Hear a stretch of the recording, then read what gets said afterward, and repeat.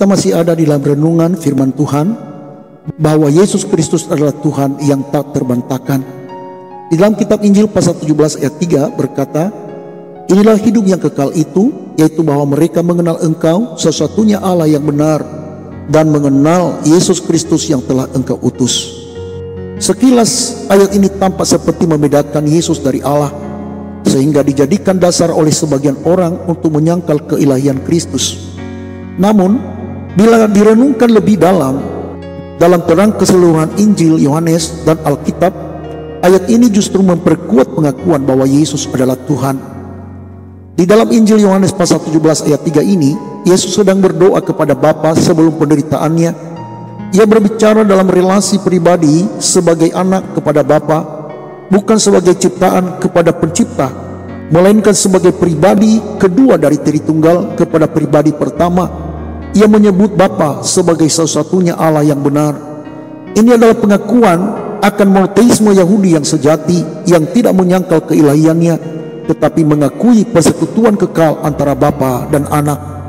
Perhatikan juga bahwa Yesus menempatkan penggenapan hidup kekal bukan hanya pada pengenalan kepada Bapa, tetapi juga kepada dirinya sendiri. Coba lihat dari kalimat ini, "Dan mengenal Yesus Kristus yang telah Engkau utus." Ini bukan kalimat biasa. Dalam seluruh perjanjian lama, hanya pengenalan akan Yahweh yang membawa hidup kekal. Boleh bandingkan di dalam Yeremia pasal 9 ayat 23 sampai dengan ayat 24. Namun Yesus di sini menambahkan dirinya sebagai objek penyembahan dan pengenalan yang menyelamatkan. Ini adalah klaim ilahi yang sangat kuat. Bahkan lebih lanjut dalam Injil Yohanes sendiri, keilahian Yesus ditegaskan berulang kali. Kita lihat di dalam Yohanes pasal 1 ayat 1 bahwa firman itu adalah Allah. Di dalam Yohanes pasal 8 ayat 58, "Sebelum Abraham ada, aku adalah." Berarti merujuk pada aku adalah Yahweh. Di dalam Yohanes pasal 10 ayat 30, "Aku dan Bapa adalah satu." Di dalam Yohanes pasal 20 ayat 28, Thomas berkata, "Ya Tuhanku dan Allahku."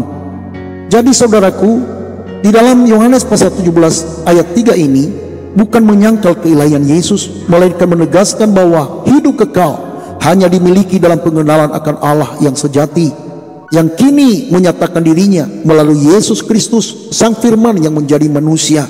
Jadi, Yesus bukan sekedar utusan, melainkan utusan yang satu hakikat dengan pengutus.